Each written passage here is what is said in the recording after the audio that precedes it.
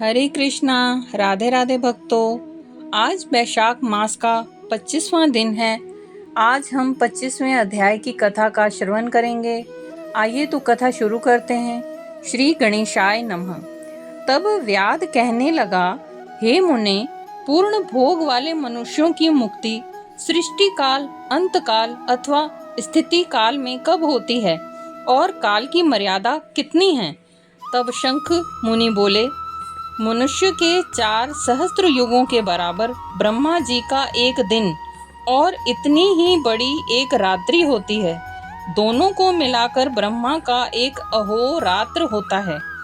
15 अहोरात्र का एक पक्ष और 2 पक्षों का एक मास होता है। 2 मास की एक ऋतु होती है।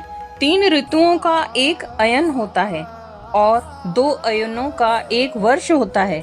इसी प्रकार ब्रह्मा जी के 100 वर्षों का एक ब्रह्मकल्प होता है। इसी को वेद के जानने वाले प्रलय का समय काल कहते हैं। प्रलय 3 प्रकार की होती है। एक मानव प्रलय जिसमें मनुष्यों का अंत होता है। दूसरी दैनंदिनीय प्रलय जो ब्रह्मा जी के दिन की समाप्ति के समय होती है। और तीसरी ब्रह्म प्रलय जो ब्रह्मा जी के लय के समय होती है। ब्रह्मा जी के एक मुहूर्त में एक मनु की प्रलय होती है। इसी प्रकार जब 14 मनु हो जाते हैं तब एक दैनंदिनी प्रलय होती है। मनवंतर प्रलय में पृथ्वी, आकाश और इस मनवंतर प्रलय में चैतन्य जीवों का नाश होता है, किंतु लोकों के स्वरूप का नाश नहीं होता है। केवल उन लोकों में जब पलायन हो जाता है, फिर मनवंतर के अंत में चैतन्य जीवों की पुण्य उत्पत्ति हो जाती है। दैनंदिनी प्रलय में ब्रह्मा जी के शयन करने पर चैतन्य अधिभूत जीवों सहित लोकों और लोकस्थ वस्तुओं का नाश होता है। सिर्फ एक सत्य लोक ही रह जाता है। ब्रह्मा जी के शयन करने पर चैतन्य अधिभूतों सहित सबका नाश हो जाता है। कोई तत्वाभिमानी देवता और मुनि बचे रहते हैं तथा सत्य लोक का सेवन करने वाले भी रह जाते हैं, जो कल्पांत तक सोते रहते हैं। फिर रात्रि के समय समाप्त होने पर ब्रह्मा जी पुनः सृष्टि की रचना करते हैं, जिसमें ऋषि, देव, पितृ, लोक और वर्ण धर्मों सहित सबकी अलग अलग रचना होती है। भगवान विष्णु नियम पूर्वक 10 अवतार धारण करते हैं और अन्यान्य देवता ऋषि कल्प के पश्चात ब्रह्मा जी के द्वारा फिर सो जाते हैं। जो ब्रह्मा जी के साथ ही मुक्ति पाने वाले हैं वे सब ब्रह्मलोक में ही रहते हैं, और जो सिद्धि प्राप्त करते हैं वे राजा, साधु तथा सिद्ध ब्रह्मलोक के वासी होते हैं।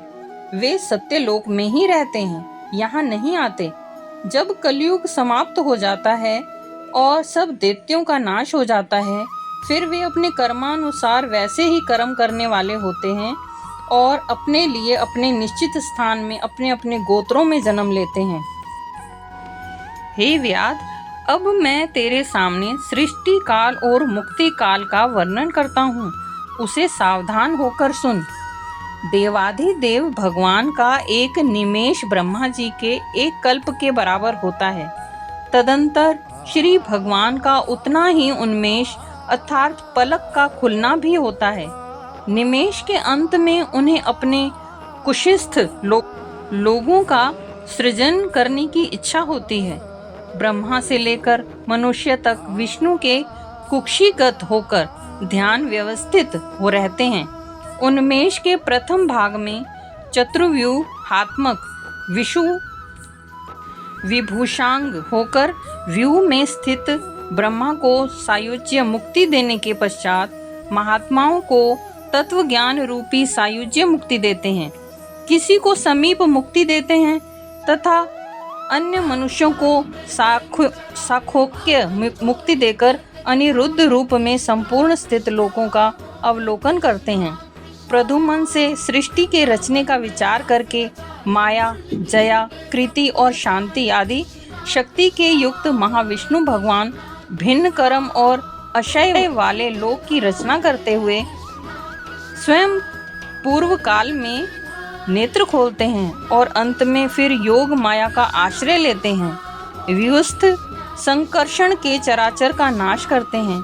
यह सब उस महात्मा का अवर्णनीय कार्य है। यह कार्य ब्रह्मादिक देवता और योगियों के द्वारा भी अकथनीय है। यह सुन व्याध ने पूछा कि हे महाराज, भागवत धर्म कौन से हैं और किन धर्मों से विष्णु भगवान प्रसन्न होते हैं? व्याध के ऐसा कहने पर शंख बोले, जिनका चित्त सदा विष्णु भगवान के चरणों में तथा हरि स्मरण में रत रहता है, जो लोग ममताहीन रहते हैं, जो सदाचारी हैं और परोपकारी हैं, जिनको शास्त्र, गुरु, साधु और शुभ कर्म में विश्वास है और जो सदा विष्णु भक्त है, वही भागवत धर्म के पालक हैं। सब देशों में घूमने, सब कर्मों को करने और धर्मों को सुनने पर भी चित्त को विषयों में लगाए रखने वाले लोग कुछ भी नहीं कर सकते। कामना रहित होकर तथा श्रद्धा पूर्वक जो विष्णु संबंधी धर्म किए जाते हैं, वही भागवत धर्म है। इस लोक में और परलोक में सुख देने वाले धर्म लक्ष्मी जी को भगवान ने वैशाखोक्त धर्म बतलाए हैं, जो विष्णु भगवान को प्रसन्न करते हैं। धन पाकर बावड़ी, कुआं, सरोवर आदि बनवाना, मार्ग में छाया दान करना, छतरी, जूता, खड़ाऊं दान करना, सुगंधित द्रव्य दान करना, कपूर दान करना, पुष्प, तांबुल, गौरस, शहद दान करना। इसके अलावा चटाई, कंबल, पलंग, वस्त्र, अन्न का दान करना और गौ दान करना, रास्ते में थके हुए ब्राह्मणों आदि के चरण धोना, पंखा से उन्हें हवा करना, उन्हें उबटन लगाना, उन्हें शरबत पिलाना, नमक मिली छाछ पिलाना, ईख, ककड़ी तथा रसायन का दान, ये कार्य संपूर्ण पापों को नष्ट करने वाले हैं। पितृश्वरों का तर्पण करें, तेल तथा उबटन छोड़ दें, कांसे के पात्र में भोजन न करें, निषिद्ध भोजन और व्यर्थ विवाद न करें।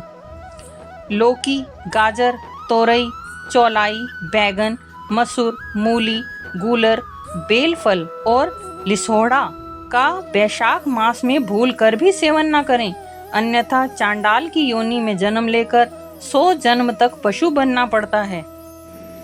ऐसे मधुसूदन भगवान की प्रसन्नता के लिए प्रातःकाल स्नान कर विष्णु भगवान की प्रतिमा बनवा, उसे वस्त्र आभूषणों से सुसज्जित कर नित्य कर्म करके पूजन करें तथा वैशाख महात्म्य की कथा मन लगाकर सुनें। फिर ब्राह्मण को भोजन कराएं और वह प्रतिमा दक्षिणा सहित धर्मात्मा ब्राह्मण को अर्पण कर दें। वैशाख की द्वादशी को दही और अन्न, जल का घड़ा, तांबुल, फल और दक्षिणा सहित ब्राह्मण को दें। धर्मराज को प्रसन्न करने के लिए दही और अन्न, तांबुल और दक्षिणा दान करें। पहले दही और अन्न से पितृश्वरों की तृप्ति के लिए अक्षत दें, फिर गुरु और विष्णु के लिए दें तथा यथाशक्ति गौदान भी करें। वैकुंठ प्राप्ति के निमित्त विष्णु भगवान से प्रार्थना करें। ऐसा करने वाला सब पापों से छूट अपने 100 कुलों का उद्धार करता है। सूर्यमंडल में वेद विष्णु के परम धाम को चला जाता है। जब श्रुति देव वैशाख मास के कर्मों की कथा कह रहे थे, तब सबके देखते ही देखते वह पंच शाखी वृक्ष पृथ्वी पर गिर पड़ा और उसके कोटर से एक बड़ा भयंकर सर्प निकला, जो तत्काल पाप रूपी देह को त्याग कर हाथ जोड़कर सिर झुकाकर वहीं पर बैठ गया और उन्हें प्रणाम करके कहने लगा। 25वां अध्याय समाप्त। आगे की कथा 26वें अध्याय में। हरे कृष्णा। राधे राधे भक्तों।